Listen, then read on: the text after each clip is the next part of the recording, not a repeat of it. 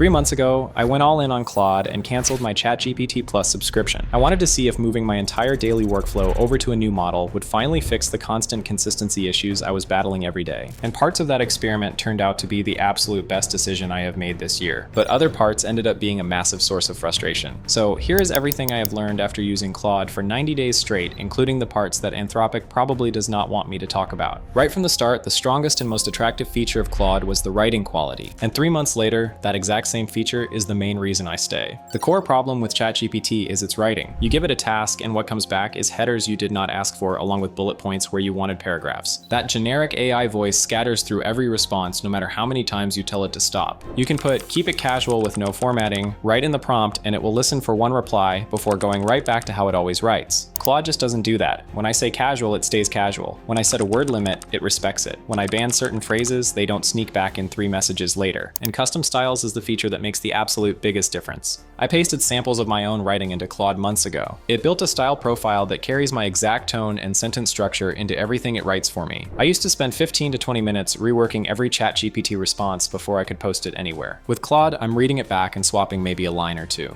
I'll show you what I mean. I'll type the same prompt into both tools, write a short LinkedIn post explaining why waking up late can lead to health problems. The ChatGPT response is technically fine, but it reads very stiff and includes a numbered list I never requested. The Claude response actually sounds exactly like me. It perfectly matches my natural rhythm and uses the exact vocabulary I use in my real posts. When you pair that with projects, which let me store my style guide, instructions, and reference material in a workspace that every new chat picks up automatically, the whole writing experience feels like Claude already knows the brief before I start typing. So on writing, the verdict hasn't changed. You can feel Claude is ahead from the first response, and after using it daily for 3 months, it becomes even more obvious. But sticking with Claude comes with a cost I didn't fully understand until I got deeper into it. By the way, all of these custom styles and formatting rules are packed into a free checklist. You can go down to the description and check it out yourself if you want to copy my exact setup. Now this is the part nobody talks about, and it's the single biggest frustration I have with Claude right now. Opus 4.6 is Anthropic's best model, and it's incredibly token intensive. On a Claude Pro subscription, you get a usage allowance that resets every 5 hours, and Opus can burn through that entire allowance in a handful of prompts. I've had sessions where I sent one complex message with a large file attached and the limit was hit before I could send a second. Once that happens, you're locked out of Claude for 5 hours. You cannot just drop down to Sonnet or any lighter model to keep working. Your entire workflow simply stops until the timer resets. And extended thinking makes it worse. When you turn on extended thinking, which is what makes Opus so good at complex problems, the token consumption spikes dramatically because the model is doing more internal reasoning before it responds. The output is better, but the cost per prompt goes way up, and you hit the limit much faster. On a busy workday, I've blown through what felt like a week's worth of credits in 2 or 3 sessions. And the only real workaround is to micromanage your model selection, using Sonnet for routine tasks and saving Opus for the moments that actually need it. But on a $17 a month subscription, I shouldn't have to think about which model I'm using before every single message. And to make this concrete, here's roughly how the usage breaks down on a pro plan. A standard Sonnet conversation where you're going back and forth with short messages can last for dozens of exchanges before you feel any limit. Switch to Opus, and that same session might give you 5 or 6 deep responses before the allowance runs out. So the way I handle it now is I keep Sonnet as my default for everyday tasks like drafting, editing, brainstorming, and quick questions. I only switch to Opus when I need it to reason through something complex or work with a large document. That one habit alone stopped me from hitting the 5-hour lockout on most days. But the fact that I had to develop a system just to avoid getting locked out of my own subscription is the problem. And it's the one thing that has nearly made me switch back twice. Not because ChatGPT is better, but because ChatGPT doesn't make me ration my usage like this. If Anthropic fixes the rate limits or adjusts how Opus consumes tokens, Claude becomes an easy recommendation. Right now, it's a recommendation with an asterisk. That said, when Opus is available and running, what it can build inside the chat is something ChatGPT still can't match. Artifacts are still the most visual difference between the two platforms, and 3 months in, I use them more than I expected to.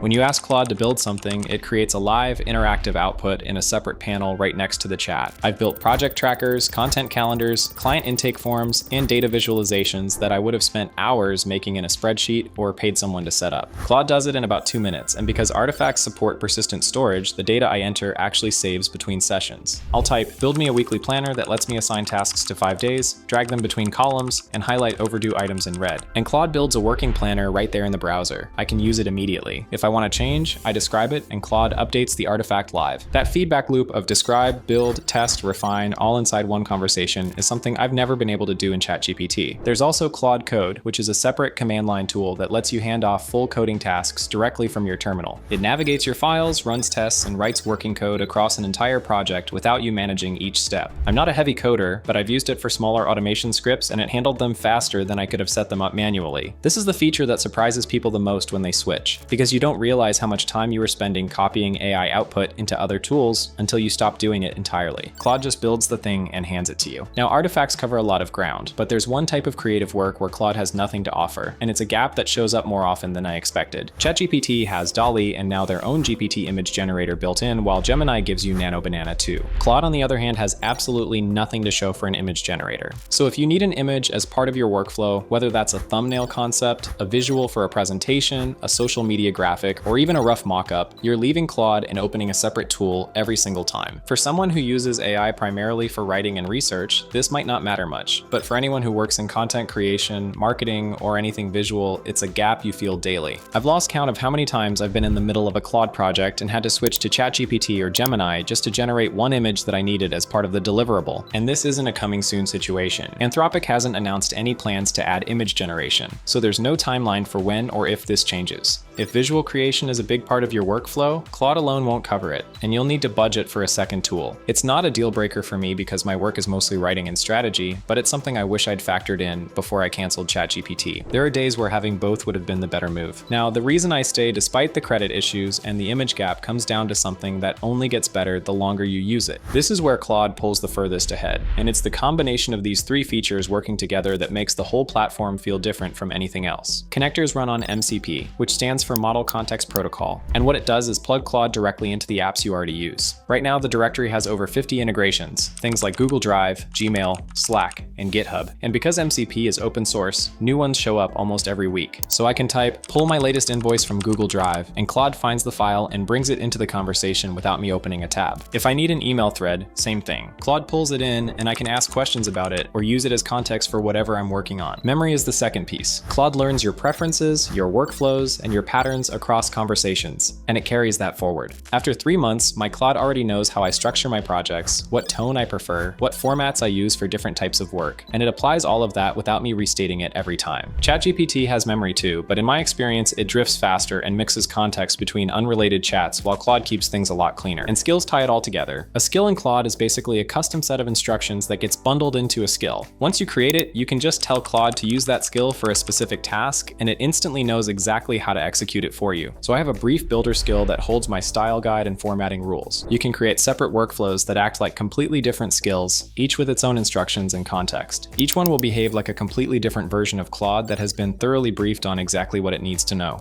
After 90 days, this is the feature set that made the switch permanent. The writing got me in the door, but the combination of connectors, memory, and projects is what made me stay, because the longer you use it, the less setup every new conversation needs, and the better the output gets without you doing anything different. And that persistent memory is the exact reason Claude maintains your voice so consistently across every single task. So if you want to copy my exact settings, I have left a link to the checklist in the description below. Thank you for watching, and I will see you in the next one.